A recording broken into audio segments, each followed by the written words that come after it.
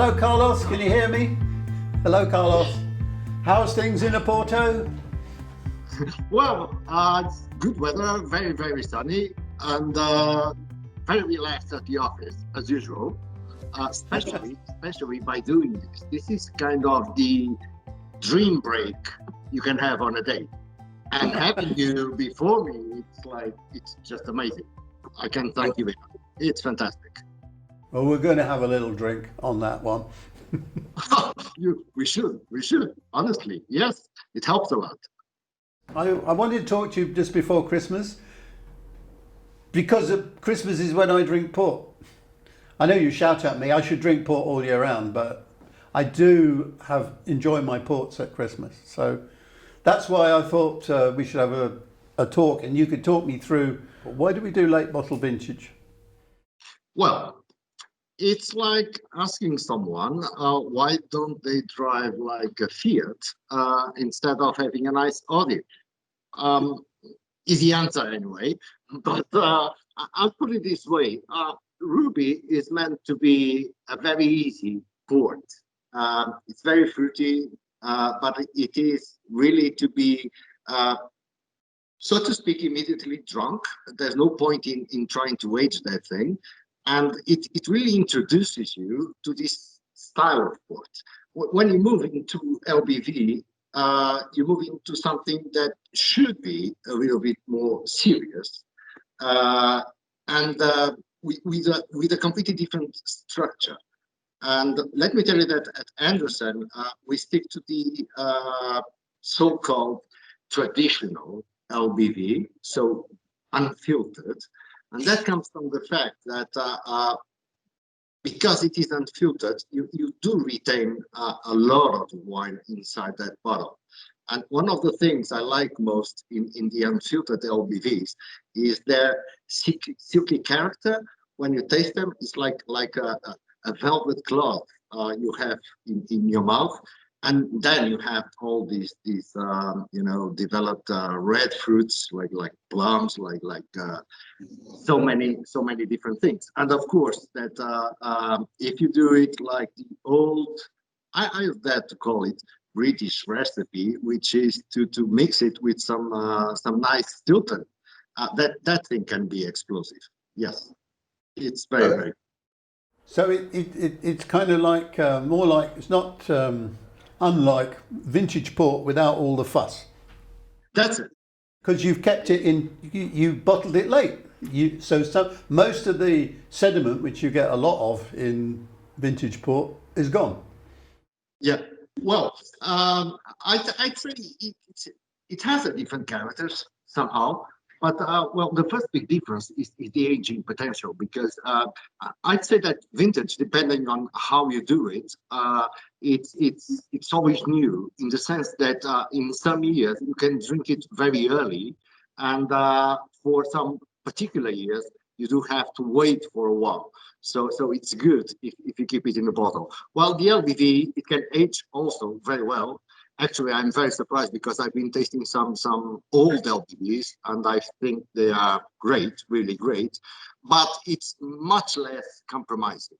You don't have to go through the old ritual towards vintage, like having the wine breathing for an hour in a decanter in order to start to show up.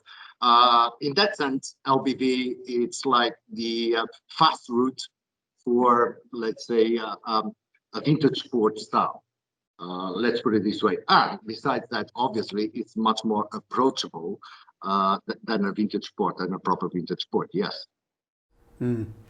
Why? I've been told that at the festival, a lot of people, they come along and they taste the LBV, and they like that, and then you give them some of the old Tawnys, and they go, wow, that is completely different. And apparently they end up usually buying the old Tawnys. There's a 40-year-old which you do. I think that's the most expensive wine we do from you. Unfortunately, yes, it is. We have more expensive ones because you need them. But it is 40 years old. I mean, it's even older than me. It's a huge jump when you come from one style to the other. But Tony is, I think it's not as well known as it deserves, because Tony adds so much complexity into the concept of ports and can drive in so many different directions that I think it's a shame if you don't give it a try. Honestly, you must. And I'm not surprised that people become surprised towards it, because it's like discovering something new, especially if you have the opportunity to guide them through the tasting. And that's what I try to do one vintage festival after the other. That's one of the things that gives me the most of pleasure. Yes, it's quite a challenge, you know, to make someone discover something that they are not fully aware. And if you stretch it a little bit and you really want them to like what they're tasting, it's probably the nicest challenge. Though I stick to an old saying from my father, which is a little bit controversial. He used to say that the only things you don't like are the things that you can't understand. So I try to explain it. And usually people do like it and do discover there's something in it. Well, I certainly, I drink, I do drink it all year round now, and I do like a port in the summer, and it'll be the Tawny, and I'll drink it quite cold.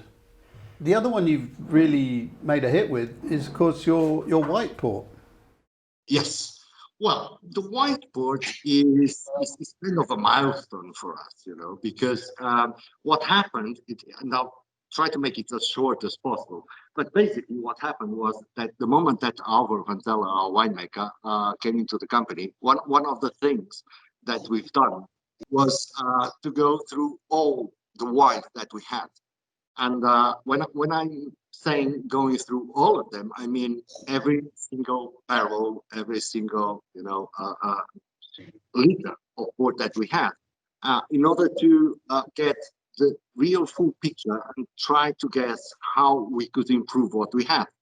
And on that route, we came across these old wines.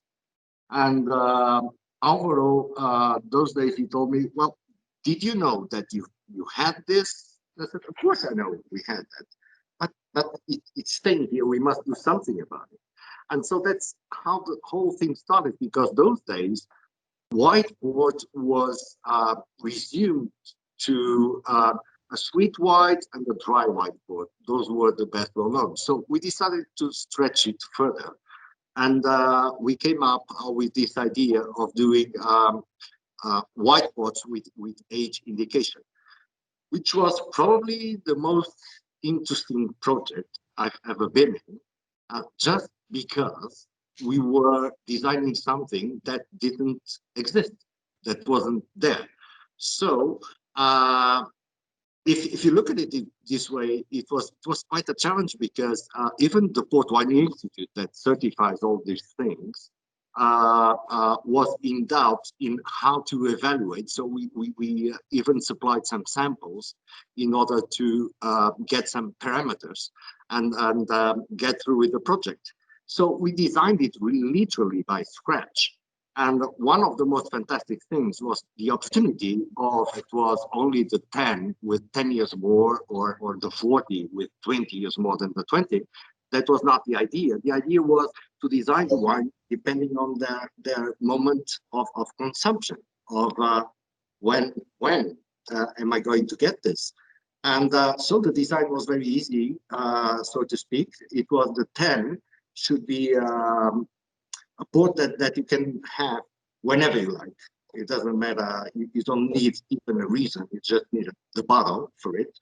It's very easy, and it's very, very, very flexible. Then we designed the 20 for like an end of meal port. One of my first trips there was somebody handed out some hot salted almonds. Oh yes, the recipe. Yeah, I got that as that was a tradition, yeah, it is. and it's a fantastic combination: port and almonds, hot almonds. It's very, very, very good. I mean, we're very traditional here. I'm as traditional as anybody. I usually just drink port after the meal. But Really? drink it with the meal? One thing that you must definitely try, because it goes along with something that you do as no one else in this world can do, is to have that fantastic roast beef you have, and just change something. Just pour a little bit of sea salt on top of it, and then you have it with that bottle you have before you of the unfiltered 2014. You'll be amazed. It's fantastic. It's a fantastic pairing. The people that come to the stand the Vintage Festival, because, well, here and there you must be honest. So I always confess that I'm miserable. I'm a disaster in the kitchen. And being so, I always need things that are easy to do and very fast and that don't make a mess in the kitchen, because I hate to clean it up afterwards. So one thing that I do often recommend is to have, for instance, the 20-year-old Tawny Port, again, fresh. And you just take a portion of vanilla ice cream to a dish, you pour a little bit of that 20-year-old on top of it, and you have a glass aside. It's fantastic. And even a guy like me that doesn't know anything about cooking can do it brilliantly. So there you have two completely different options towards Stilton cheese and chocolate. I love Stilton, I love chocolate, but well, there's more into it. It's only not only that. So basically, you should try new stuff. And coming to the almonds, and last but not the least, I love it also because it's fast. It doesn't make a mess in the kitchen. Even I can cook it. So what you do, you take some almonds without the peel, and you fry them in very hot olive oil. It will take like 10 minutes or something. So they get roasty. Then you take them out into a sheet of paper just to dry them up. You cover them with sea salt again, and you let it cool down. And then you have what I decided to refer to as the port drama. Mm-hmm. Every time you say drama, silent comes in. Drama. It is a drama, because either you get out of almonds and you still got port, or even worse, you get out of port and you still got almonds. But it's fantastic because you have the almonds that make this link with the nutty flavors of the Tawny Port, and the salt it's a small trick, but it works perfectly because it enhances acidity. And when it enhances acidity, it gives more freshness to your port, and in a way, it balances the sweetness perfectly. So there's always a reason behind it, anyway. Right. No, I'm going to try that tonight. I'm not going to wait till Christmas. Please do, Tony. Please do. I don't know if you still got that old bottle. I hope not. I'm crossing fingers you don't. I'm crossing.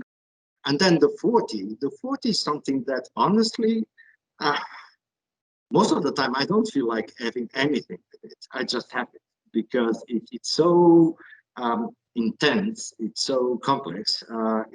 There's so much to discover in this wine that I don't see a reason to pick up anything with it. Oh. So whites were and when we started, we thought, well, how is this going to turn? And today we are more than happy. We couldn't be happier because most of the brands are doing their aged whites. So that's fantastic.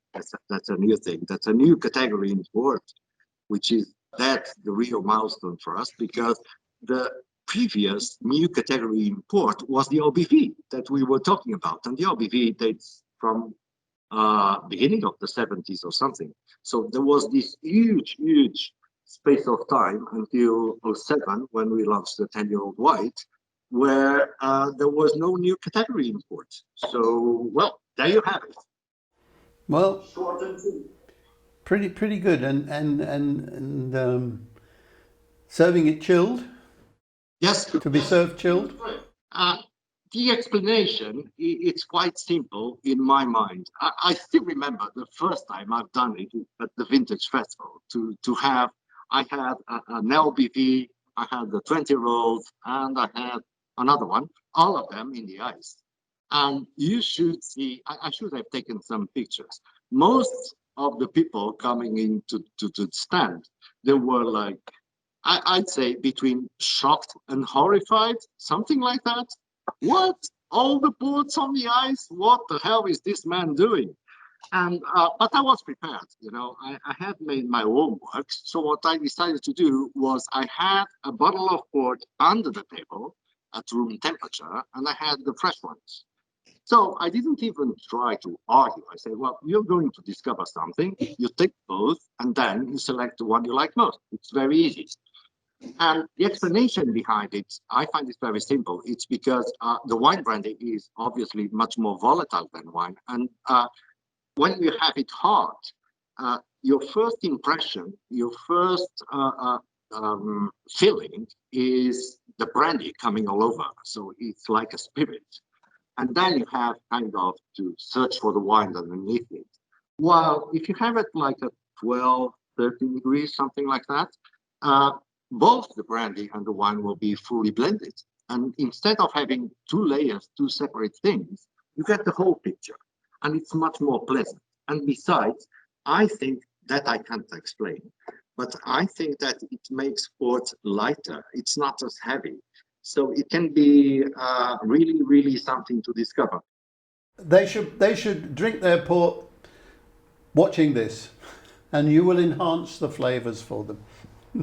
Well, I think so, because, it's one of my favorite corners, not at Andresen, but in the whole world. Because of several different things. First of all, there's a lot of space, and I have the chance of being able to go there when it's completely empty, meaning there's no one there. And one of the things I appreciate the most is the silence. It's quite silent, and when you look at those barrels and you start imagining what's behind it, it's really. I find it amazing because, most of our barrels are over, well, the average age was in 2013, something like that, was around 87 years old. That means that we have a lot of barrels that are near 100 or even more than 100 years old.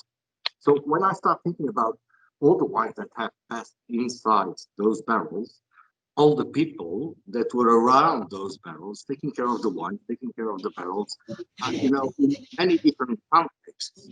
And I find myself nowadays in front of one of those things, and the smell that you have around it's the whole thing. Well, it's hard to describe, but it really gives me a huge pleasure.